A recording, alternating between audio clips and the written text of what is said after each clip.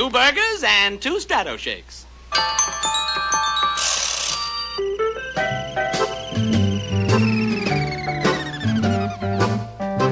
You having fun, Judy? Oh, gosh, am I? Imagine me out on a date with Jet Screamer. Yikes! What's up? Somebody was peeking in at us. Oh, probably one of my fans. But this one looked like my father. Relax, relax. I get them all ages. You're listening to the Mike Cara radio program, Eye on the Nation. Welcome back to our next edition of the Mike Cara radio program, Eye on the Nation. We definitely have our Eye on the Nation, as always, proudly broadcasting from Ocoee, Florida, USA, planet Earth. And my next guest is Mr. Joe Rocha, and he is a great bass player, a guitar player, and drummer, and he's got a great studio, Polar Bear Studio, which we'll talk about.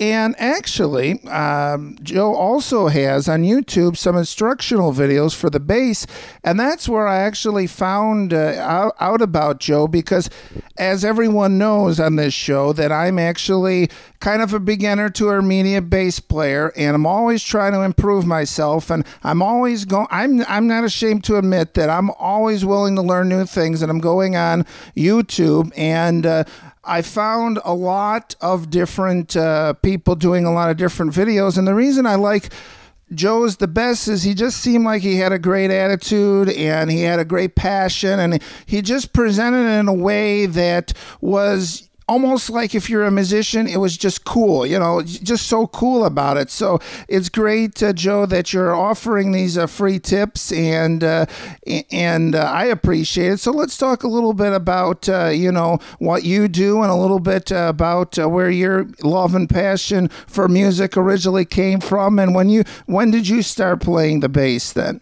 Well, thank you again, Mike, for having me, and I'm excited. And I love talking music, so I'm glad to be here to talk with you. Let's see, where did I start? My love for music and everything I do now came from my dad. My dad is one of my biggest heroes. He was a staple on the Chicago dance scene. Oh, I should say it was Latin dance. He played a lot of Latin dance gigs, and a very well-rounded musical guy. He was a guitar player, a bass player, and we always had music in the house. Luckily for me, we had rehearsals at my house, and there was always music around. There were always instruments for me to like get onto and make all kinds of noise with. So it definitely shaped who I am now. Tons and tons of fun. Oh, fantastic. And yeah, as we were mentioning, Joe, that you play a variety of different instruments, and the main one and the one we kind of want to focus on is bass, but also guitar and drums. And on your website, it says simple keyboard parts. So I know how that is being a musician. You do the best you can. You're not, necessarily a Mozart, but yeah, you can pretty much get by then. Yeah. I'm very simplistic type chords. I mean, I started venturing out into sevenths and ninths and things. But my keyboard playing is very pedestrian. But I like playing the keyboards because it's very melodic, and I can transfer some of those ideas and chord structures and figures to bass as well. Fantastic. So yeah, let's talk a little bit, about the bass. And the one thing that I have been doing, and people when I audition for a band, is people have been asking me, do you know your particular scales and this and that, and a lot of times it seems to me that sometimes people, a lot of the people, respectfully, they don't even read music. But I mean, for me, I thought my idea, and I'm sure you agree with this, Joe, is to try to get as much as possible to understand the theory and then apply it to my playing when needed. Yes, absolutely. I started way back when the dinosaurs roamed the earth and all that. I was very much the rock and roll mindset. I wasn't thinking about reading. I wasn't thinking about any of that. But I kind of get a couple of raps in the head when I wanted to learn to play violin. And I played violin about 8 years, from grade school into junior high. and absolutely fell in love with the instrument. But I didn't want to learn to read. I was kind of kicking and screaming because I didn't want to do that because I didn't have that kind of sensibility, or at least I thought at the time. I wanted to play Froggy Mountain Breakdown. I wanted Orange Blossom Special. I wanted to play fiddle. I didn't want to play violin. I was playing, Chopin and Mozart and Bach pieces and things. But I was glad I did. I was glad I got into the reading and, like I said, wrapped me on the head. That I carried that on with me, and used that in concert with learning to play guitar. But it was tough. The tough part was I was learning this instrument. I was learning the violin, and then learning to read, and then trying to figure out how to transfer that to guitar and bass and things.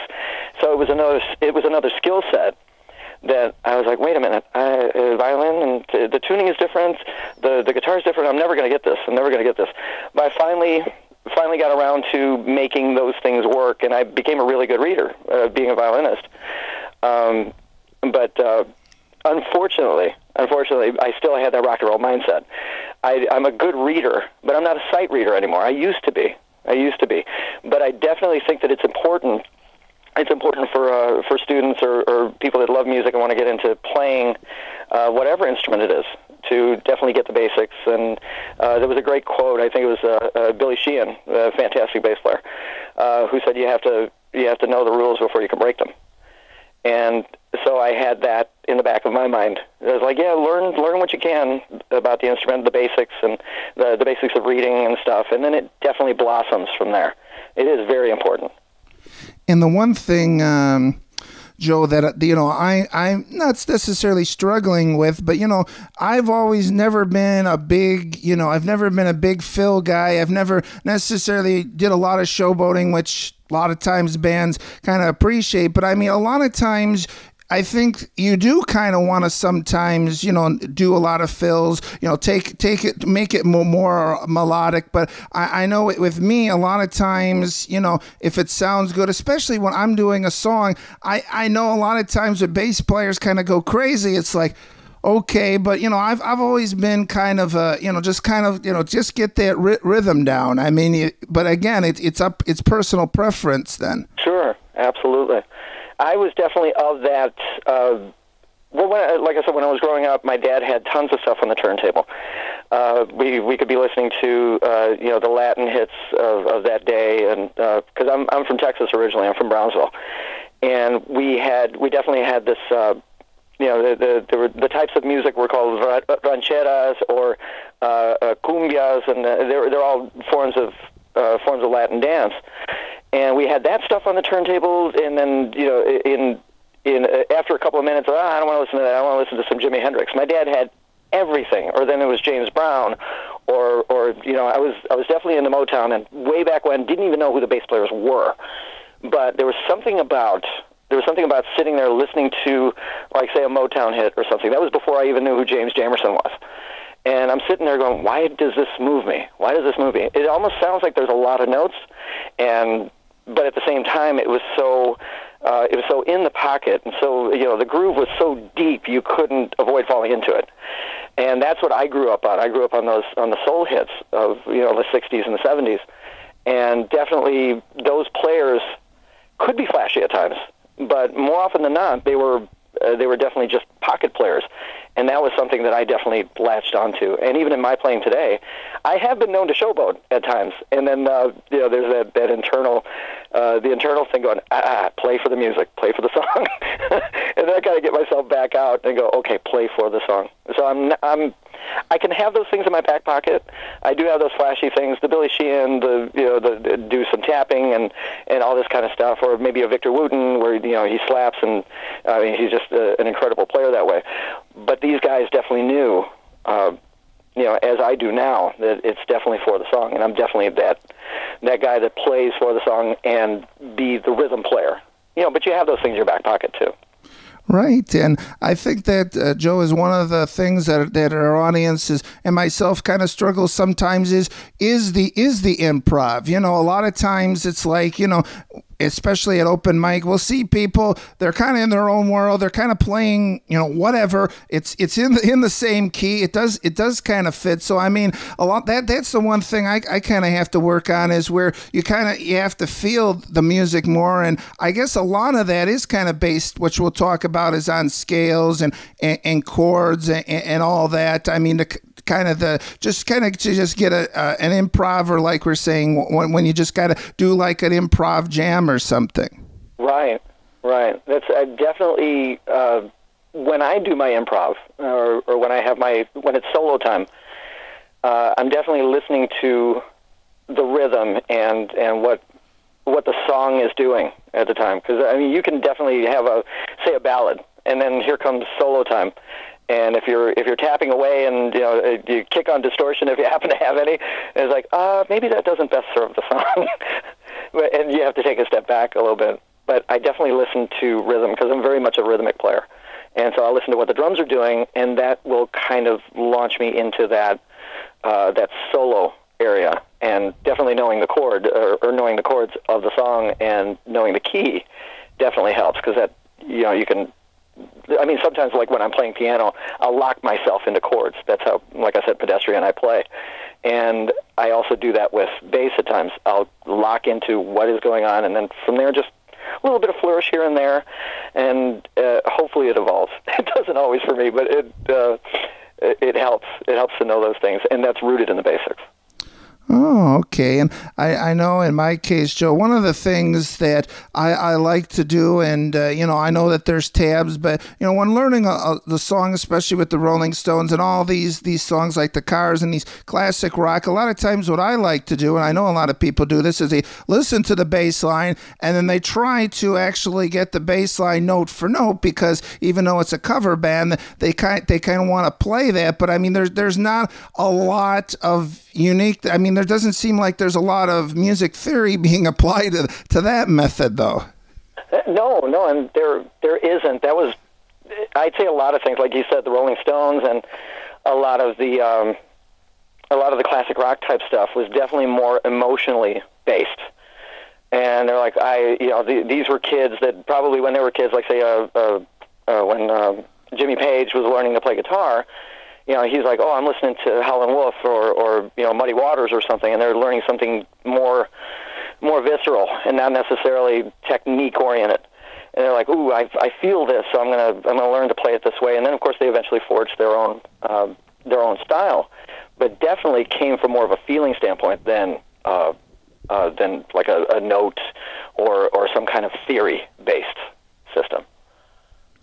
Oh, okay. So yeah, we want to let everyone know, as we mentioned, Joe, that you do these YouTube videos, and and they're fantastic. I enjoy them, and to kind of give people an opportunity to learn a little bit. And tell us a little bit about how you got started doing these videos. Did somebody say, "Hey, Joe, you should do this"? Or I mean, how did you think about doing this?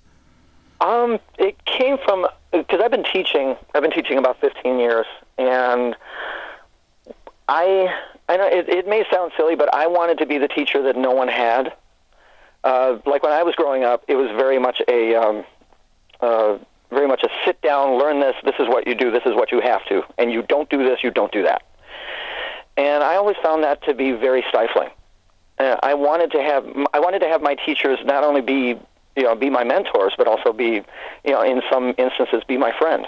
Help me out with this, and let's talk music, not necessarily theory, because as most musicians know, on any instrument, it doesn't matter what it is, as soon as theory comes up, you start to shut off. Like, this is the boring part. But I wanted it to be fun, and to not only that, but to relate to other things. It's like, this certain scale sounds like this song, and I never wanted it to be, dull or boring, and so I thought about doing the videos in my way, the way I wanted to be taught. And as I did that, I was talking, as you've seen in the videos, I talk to the camera. I mean, I have some videos that are more based on just watching my hands, but when I'm watching or when I'm talking to someone, I'm talking to them. I'm talking to, I want to be I want to be the fun guy. I want you to have fun doing this. Because if you don't, I mean, and everybody knows, as soon as you don't have fun, you'll shut off. So when I started doing the videos, that's what I wanted to do. I wanted to be the fun guy, and I wanted to make sure that you got to learn in a fun way. And that's why that was the impetus of the videos. And fortunately, the people have been very kind, and I appreciate that. Oh, okay. And now the one thing, Joe, we're talking about different instruments, and I'm sure you've heard this, and a lot of musicians will hear this, is especially when bass players will listen to a bass player and they'll say, that's got to be a guitar player. He's playing the bass. A lot of times you'll hear that where that's basically he's playing the bass like a guitar. I mean that a lot of times that does tend to see to happen where your passion is lead guitar, and that kind of bleeds through then to the bass then sometimes. It does. And when I was growing up and I was learning to play bass, I played bass and guitar. Concurrently. I started when I was about 4, and like I said, since my dad had rehearsals at our house and things, I was always picking up the guitar. And then when I get a little bored with that or frustrated, I pick up the bass, or then I go to the keyboards and doing all kinds of stuff. And then just because I wanted to be loud, I'd sit behind the kit and drive my mom crazy. But yeah, so I guess I come by it honest. If you hear like guitar or guitaristic type figures on the bass, it's because I also play guitar. But I definitely dove into being a bass player as I was growing up. So there were, also going back and talking about like Motown and things like that. When you heard James Jamerson play, James was very fluid and moved everywhere. If you listen to some of those old songs and stuff, or old Stevie Wonder, or Graham Central Station, or any of those things, I mean, the bass player is moving way more than the guitar player does, and those were the things that I latched onto. But definitely, you can hear my guitar type playing on bass too. But yeah, so when somebody says that to me, I actually say thank you. Oh, okay. Yeah, well, that's good to know. And as we mentioned, Joe, that you're also a drummer. So I mean, as you mentioned in one of your videos, you feel that kind of helps you, because as I know, as being a bass player and being sort of a drummer, that a lot of times you kind of have to be a team. You're kind of supposed to kind of play off of each other. So I mean, being both of those, that definitely does help you. In either one of those, then it sure does. It really, really does, because you get to think about your role. You get to think about your place in the band. And my place has always been in the rhythm section, whether or not it was playing drums or bass or even guitar. You definitely learn to lock in with a drummer. And you've heard bands where it kind of seems disconnected, where it's like, wow, the rhythm's not hitting me, or it doesn't seem like it's together. But the more you do that, the more you lock in with the drummer, and the more you want to be a part of the rhythm section, the better the rhythm section sounds. If you like a couple of examples, like right off top of my head, when you listen to Van Halen, you listen to what the bass and drums are doing. It is so seamless. It's incredibly solid. Or even AC/DC, when you listen to that rhythm section, it's like, oh my goodness, you've never felt anything hit you in the chest like that. And those are my two top examples of a great rhythm section, and that's definitely someone, bass players and drummers listening to each other, even the rhythm guitar player listening to everything else that's going on. Definitely a plus. Listen to the drummer, and if you get a chance, be a drummer, so you can have that kinship with the rhythm section. Okay, and now, Joe, the ultimate question that a lot of bass players, have trouble with and they deal with, including me, and that is singing while playing the bass. And the one thing I will say is that's very interesting is I have trouble singing and playing in one of the most simplest bass lines, and yet one of the most complex bass lines I sing, and it's very easy for me. So, I mean, it's very interesting how sometimes singing and bass playing really seem like they're connected in weird ways then. Oh, they are for sure. They are for sure. Sometimes, like you said, sometimes the simplest lines will trip me up, and some of the most complex lines seem fluid enough that I can sing and play over them. But the thing that I do is I try to strip both parts. Okay, learn the bass line first, and then learn as well as you can. Learn both. Learn the vocal line and learn the bass line, and then slowly try to get the two together. Try to mix them and see what happens. Sometimes the vocal line will suffer because the bass line takes precedence sometimes. Or if you really want the words to get out, sometimes the bass line will suffer because you'll be thinking more about what you're trying to sing. I think it's really just slowing it down, and just like anything else, when you're learning something new, or learning a language, or learning any skill, learning complex math or something, that you slowly do those things, and then it becomes a part of what you do. It becomes a part of who you are. But definitely, sometimes the easiest bass lines are the ones that trip me up when I sing. I don't know why. I really don't. Oh, okay. And now, Joe, we mentioned that, you're involved with some bands. And the one thing I'll say, especially playing with bands, I've found, and again, I'm sure you'll agree with me, and a lot of people, well, again, it depends on the person and band. I have found that if you get in with a very tight band, and I've had the honor and pleasure of playing with two that are the greatest band in the world, and then you're coming in there, it is so much easier, and you could just kind of mesh in there. Unlike if you're playing with a bunch of beginners and you all don't know what you're doing, it seems like that's not as good. But I mean, in my particular case, when I get in with a great band, it's like, boy, this is tight, this is solid. Let me just add a little spice to it here. Mm-hmm. Yeah, definitely. I love getting myself into situations like that. I've been very, very fortunate that all the bands that I've worked with have those players. They have those people in the band that just make you want to work harder. I always surround myself with people like that. Or even with my students, I try to lead, and make them better players. I love being in those situations. Like I play with a bunch of buddies of mine, and they're a horn band, and we get to play like lots of dance music and Motown and all that stuff, like I mentioned before. And it's definitely a listening and a learning experience, because you kind of have to take a step back and go, okay, well, let me save this pyrotechnic stuff for a little later on, or whenever my spot is, and all that. And then there's other, like a jam band that I play in, or I play in my band with Sing with the Band, that we play just about everything, because we're a live karaoke machine, really, is what we are. And so we're constantly playing something different. And I've always loved that about the Sing with the Band, because the set list is never the same. We can start with a Frank Zappa tune, and then we'll go to a Frank Sinatra tune. But all those situations make me grow as a player. And I love being in those situations, because you can always learn from all the people that you work with. And I love putting myself sometimes in uncomfortable situations, to where it's like, I got to play a jazz gig. And I was never really I love jazz, but I've never really been a jazz player. And I was very fortunate to hook up with a sax player friend of mine. That's like, come on, try it. I mean, you're fine. I love the way you play. You'll fit right in. I was scared to death. I had never really done that stuff. It's like, walk a bass line? What? What's that? But I finally, I got into it, got into the flow of it, and fortunately, I put myself in those situations. So I love that. I love being in that space.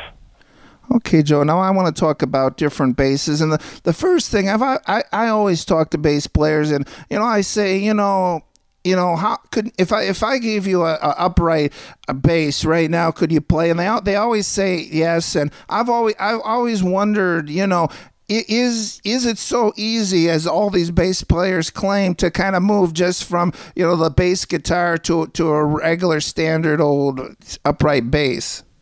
Oh my goodness, no. No, unless you're a player that played symphonic or something, or that type of thing, to where you learned on the upright and then went to play electric. It's kind of like with my students, when I tell them, they'll come up to me and they'll say, which is easier to learn first? Should I learn acoustic guitar or should I learn electric? And my answer is usually learn the electric. It's a lot more forgiving, because it's easier to, the strings are a lot more, they're a lot easier to play, they're easier to fret, and not only that, playing an electric instrument, there's frets. The frets will keep you in tune. When I first played an upright, I'm like, where do I put my fingers? I had no idea. So I did it a lot by ear, and then I eventually, as I got more into it, I started learning positions. Okay, so here I'm in thumb position, and up here, I'm playing, this certain way, and this is the way I'll play the scale because it's easy to finger this way. But yeah, no, for someone to say that, I don't think that most bass players would really say that, or anyone worth their weight in salt would say that. Oh, it's easy, I can do whatever. Unless you're, say, a John Patitucci or something, someone that played those two instruments concurrently. And he's great on both. Stanley Clarke is another one that comes to mind.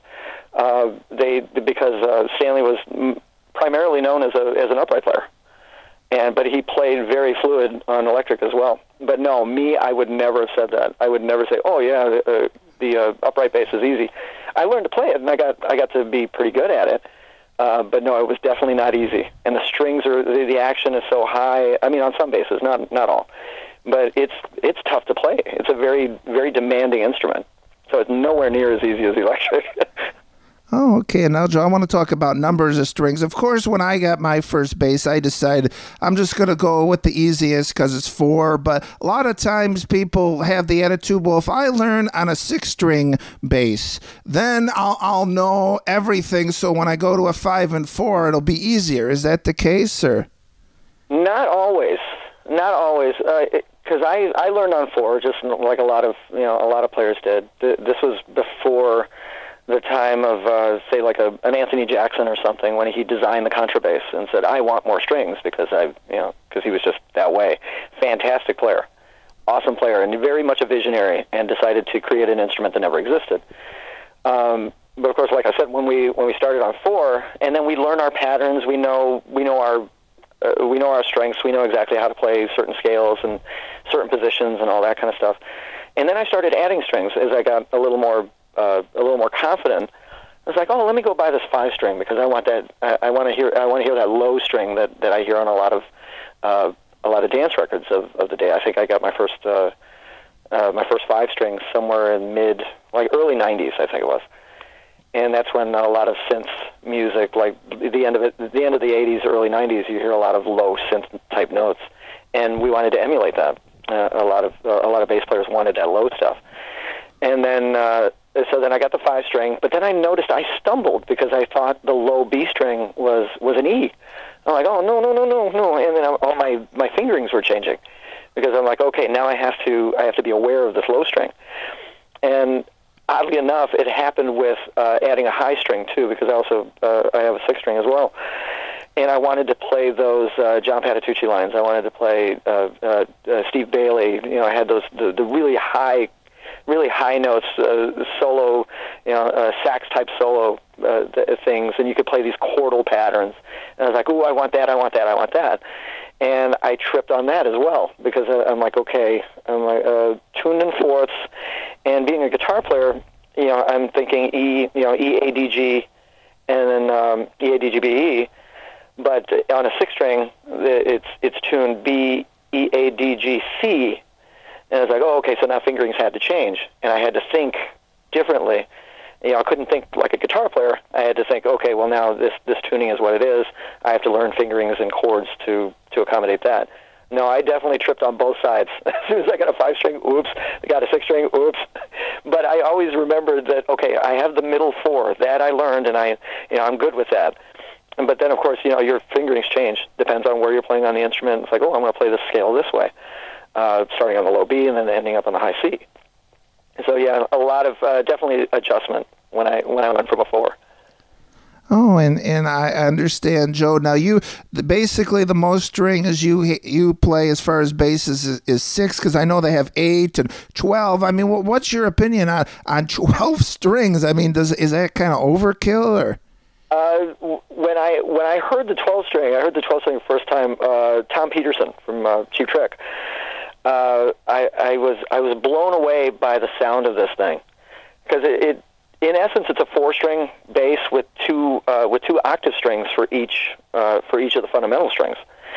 And when he played this thing, it just sounded like a jet engine was right next to your head. It was just, the sound was so huge. So 12-string, loved it. I don't know what I would use it for. I mean, maybe as far as for me, if someone asks, say I go into the studio and they say I want that Tom Peterson sound, I'm like, oh, okay, well I think I should get the 12 string. But yeah, it's very cool. It's definitely cool for what it is, and I'm all for the innovations and put as many strings as you can on it. There's a guy, Bill Dickens, also a Chicago guy. Bill Dickens plays an 8. He also has a 9 string, and boy can he play it, because he definitely knows his way around all those strings for sure. Oh, okay. And yeah, we encourage everyone, Joe, to check out those YouTube videos, because there's a lot of different information, including, fingering and of course, there's always the debate of 3 fingers or 4 fingers, and that's the one thing, Joe, I've always wondered, when on your left hand, when a lot of that goes again to these scales and all this, but I mean, a lot of times for me it's a little difficult to do the the pinky finger. So my question is, should I try to learn doing it with the pinky, or just continue doing it with the 3 fingers? I'd say do both. I mean, you definitely have those things that you're comfortable with, and definitely play that. I would never discourage anyone from doing, picking or fingering, other than how they're comfortable. But I also recommend definitely stretching. Stretching out just a little bit further and say, okay, well, I'm going to try a couple of exercises with a finger that doesn't really cooperate with me, and it's usually the pinky. And as I mentioned on one of my finger exercise videos, the ring finger and the pinky of both hands, your left and right hand, they're both connected by the same series of tendons and muscles and things. That's why you don't have that. You don't have that independence that you would with your other fingers. Your other fingers are very independent. First and second finger can you can fly all over the place, but your ring finger and pinky just never seem to. They never seem to do what you want them to do. That's why on my exercise video, I definitely recommend doing that. I mean, you may not always be comfortable doing that or playing patterns with the pinky or even the ring finger, because I know some players will use first, second, and pinky because you get a good stretch that way. But then I've heard the other side where they use 1, 2, and 3 and totally disregard the pinky. But I definitely say do the things that are comfortable. Play the way you play. If you get the notes that you're looking for, then that's good on you that you do that.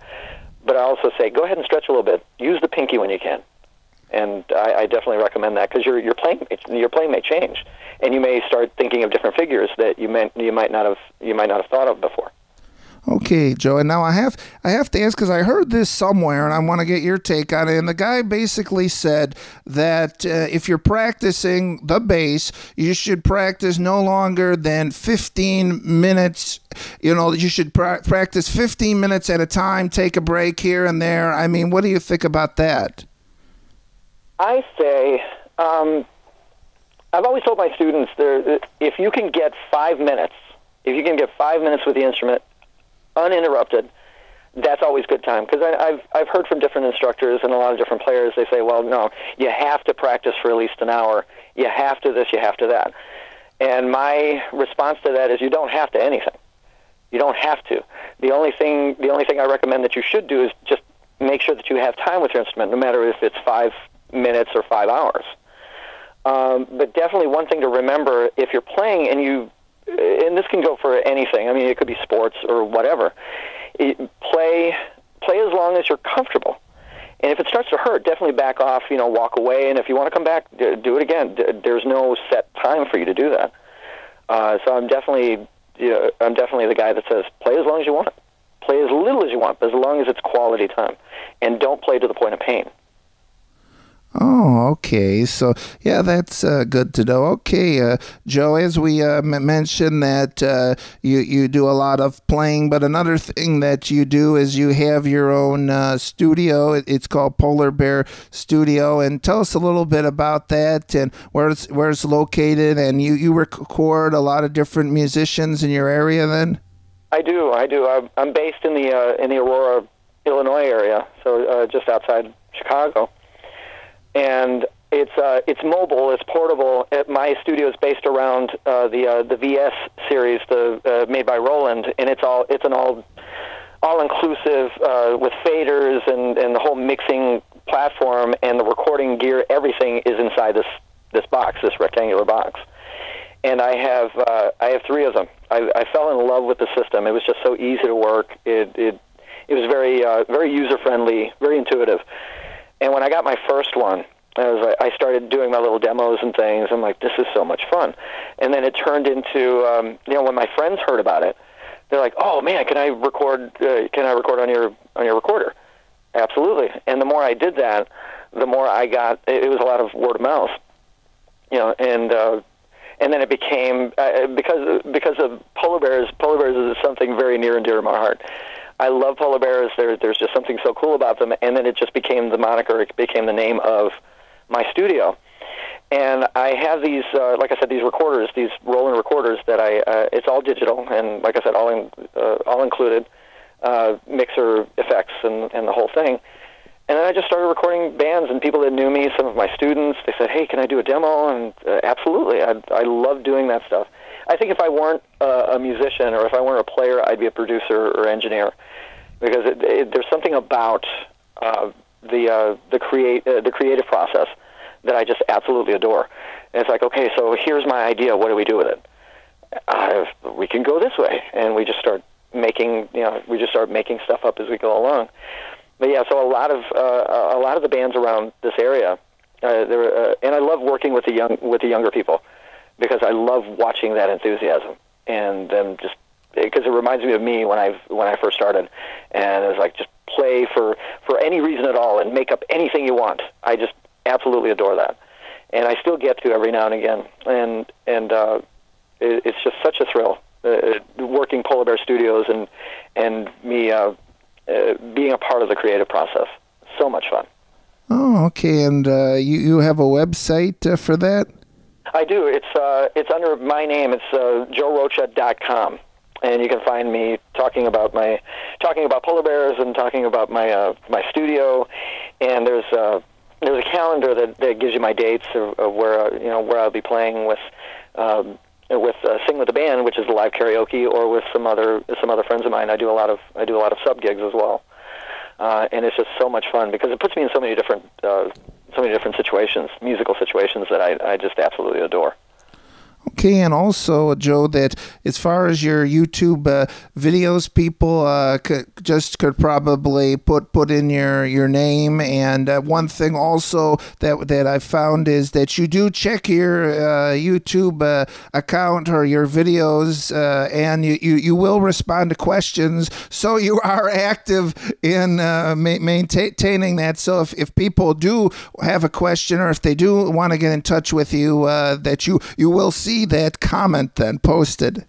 Absolutely. I love talking with people all over the world. Really, I've found out that I have subscribers in Germany, Hungary, Spain, just all over the place, and it's been such a thrill to talk with people, and I want to. If I get the chance, I want to just hook up with people around the world and just sit and talk music. If I were able to, I want to get on a plane, go to Germany, hang out with some people in Germany. Let's talk bass. Let's have fun. Going out to anywhere, name it. If I have subscribers there, I want to go there. I definitely want to do that. I want to be out there and have fun and talk music with anybody. And I do that on the on YouTube as well. I just sit there and we'll just talk. We'll just talk about, hey, what do you got a question about? Oh, the scale or these exercises that you were doing.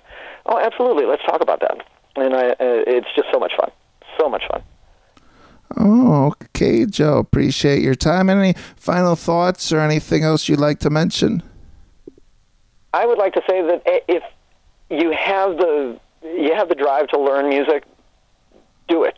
Just do it, because it's so much fun. It's very enriching. It's a rewarding feeling to do that. And I want to encourage anybody, even if you've never played an instrument or anything like that, just do it. get a guitar, get a bass, go buy some drums. Like I said, buy some drums so you can annoy your parents. Play keyboards, do anything musical. I think it's a wonderful thing. Okay, my guest has been Joe Rocha, and you've been listening to the Mike Care radio program, Eye on the Nation, and please catch us again next time.